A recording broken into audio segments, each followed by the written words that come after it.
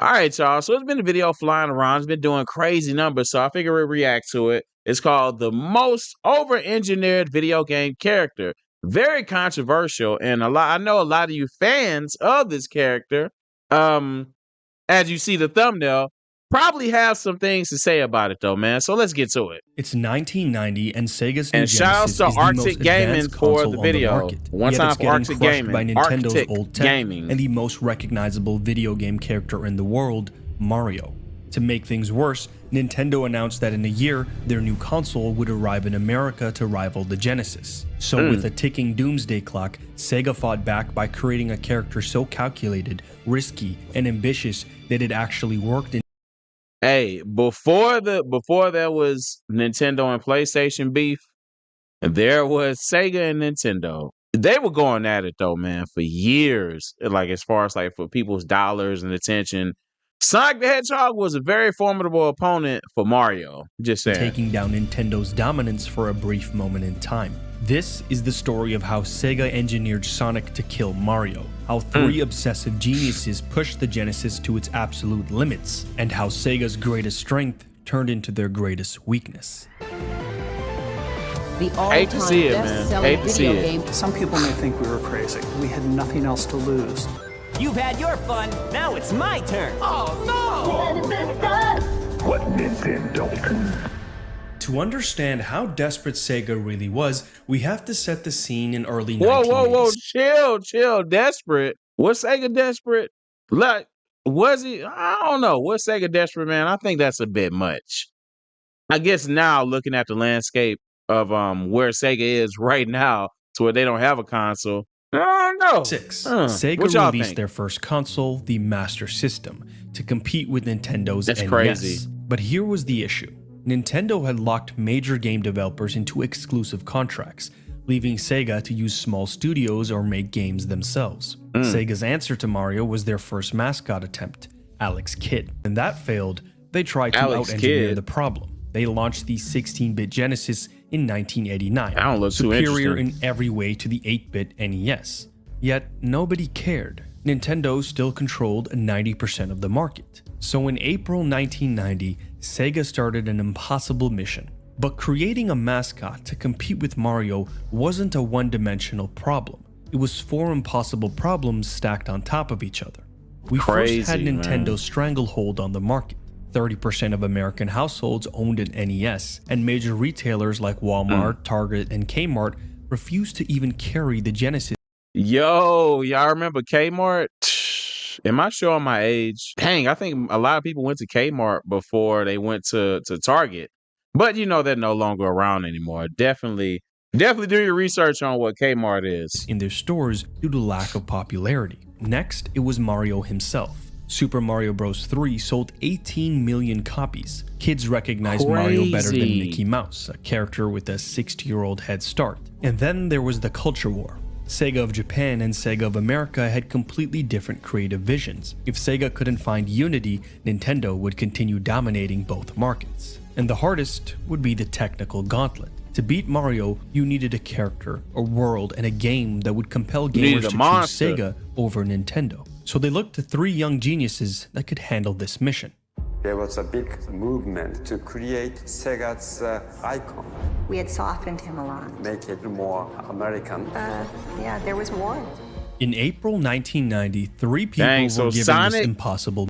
Did y'all hear that? They're saying they needed a character to make them more American. That is crazy. A company sat in a room and was like, you know what? We need to make a character more American so we can sell more consoles and win this console war and get more of the consumer's dollar. I never viewed Mario as an international character. Mario to me, even though he's Italian, an Italian plumber, is Mario more American than Sonic? I don't know. Sonic would seem more, just by his hairstyle, more Japanese than anything.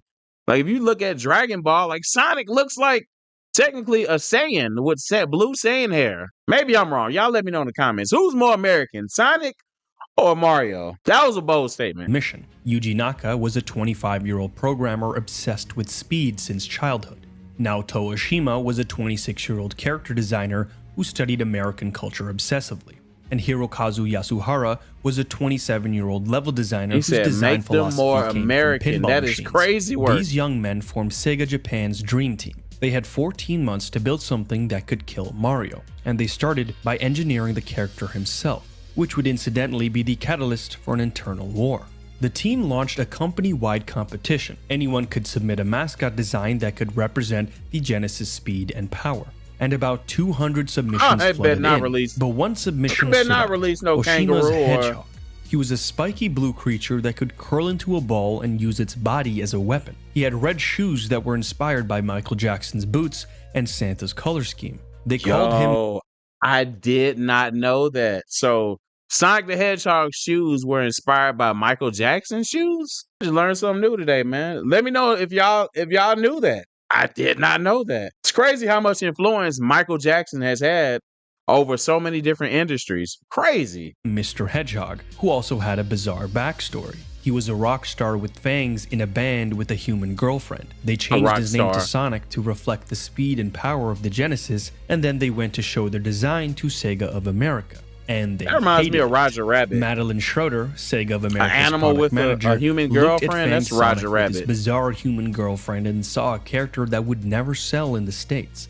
The Americans wanted Sonic softened, and the compromise took weeks. The final Sonic was a hybrid, Japanese cute culture and the big eyes and round body. That looks like a Japanese character to me. I don't know. I guess they have an infatuation with that style of artwork, but hey, it worked. Body with an unmistakable American attitude in the crossed arms and the smirk. But making him look cool was only half the battle. They still had to make him move. Naka wanted Sonic to move faster than any platformer character ever created, but there was a problem. See, in most games, the game checks each frame and calculates where the character is and checks if they're touching a floor, wall, or enemy. This is called collision detection. But when characters move fast, they literally skip over collision checks and start breaking the game. This is why platformers kept characters slow and controlled. But Naka didn't care. He spent months writing a completely new collision detection system that checked every single pixel along Sonic's path. This is why loops and wall running actually worked in Sonic. But Naka had another problem. How do you make speed feel real on a 2D screen? Naka used the parallax effect, the same phenomenon you see when driving, where distant objects barely move, but nearby trees zoom past. He used clever scrolling tricks with the console's background layers, making different parts of the scenery move at different speeds, creating an illusion that made Sonic feel like he was running through a real 3D world. While Naka was performing technical miracles, Yasuhara was designing levels that were completely different from Mario.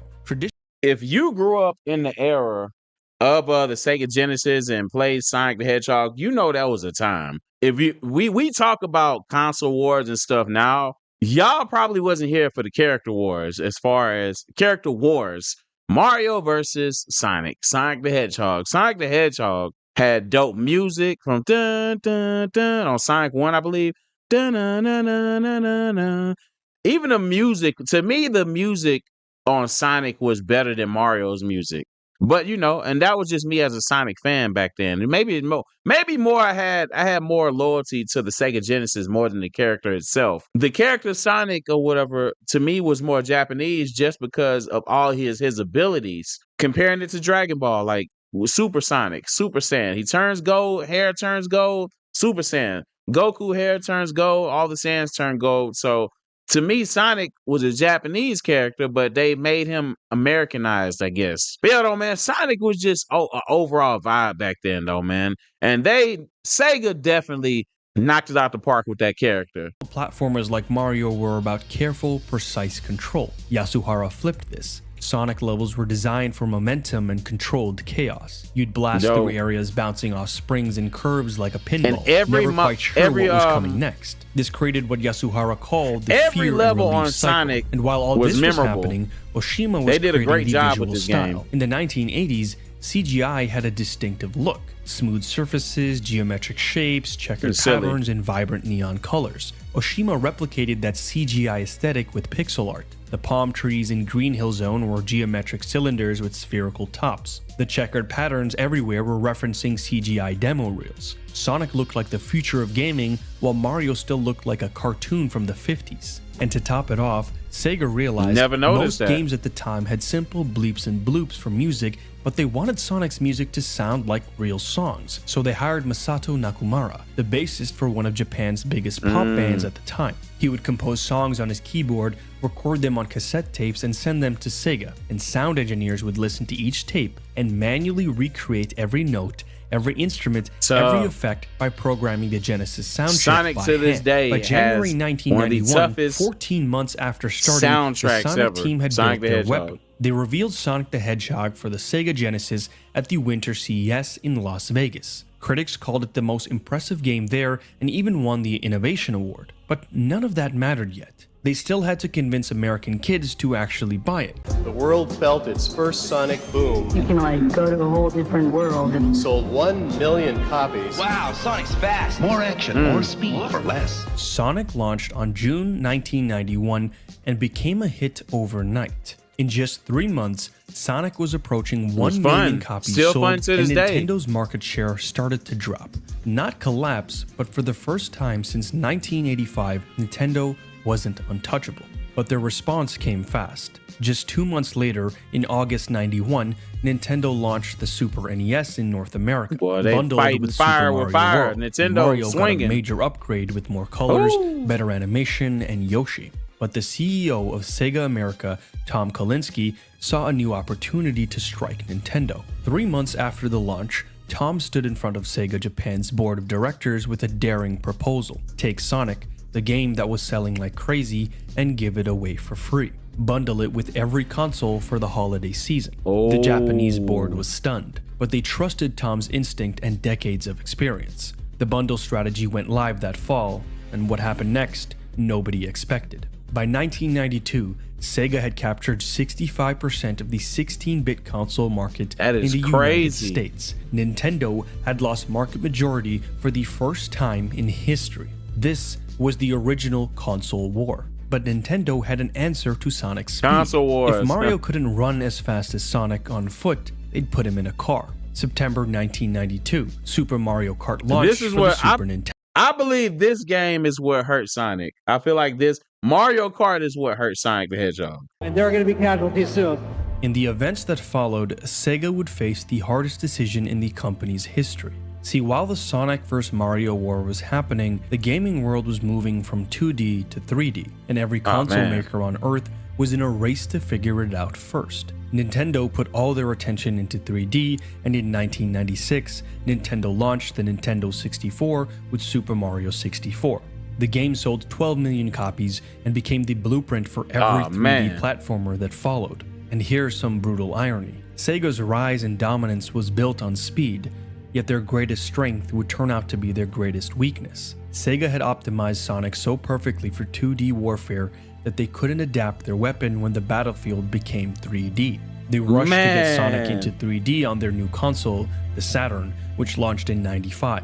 Sonic Extreme, the most ambitious attempt, with multiple engine rewrites and developers overworking themselves, eventually got cancelled after missing multiple deadlines. Sonic Blast actually released, but it looked outdated and handled poorly. Sonic R, a racing game, couldn't capture. I did not like Sonic 3D Blast.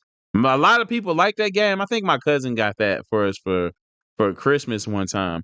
I did not like Sonic 3D Blast. I don't know why. It was like, it's a cheap 3D game. And now that they're bringing it up, well, he's bringing it up right now, it makes perfect sense why I didn't like the game. What made Sonic special. Meanwhile, Nintendo and Mario kept winning. Mario Kart 64 with 10 million copies sold, GoldenEye with 8 million, The Legend of Zelda Mario with over Kart. 7 million. Zelda. Since Sega's Saturn was so difficult Nintendo to develop just for, game up, studios stopped making games for it and moved over to work on Sony's new PlayStation that used CDs, which allowed for much bigger games. Sega and Sonic's market majority was gone. The company had $600 million in losses from the Saturn's failure, years of expensive ad campaigns, and failed game projects. But in 1998, Sega and Sonic made one final 3D attempt. They began development on the Dreamcast console, the and legend. more importantly, a true attempt at bringing Sonic into the 3D world. Sonic Adventure launched with the Dreamcast on September 9th, 1999. 6 playable characters with massive scope, and for the first time, Sonic's speed actually worked in 3 dimensions.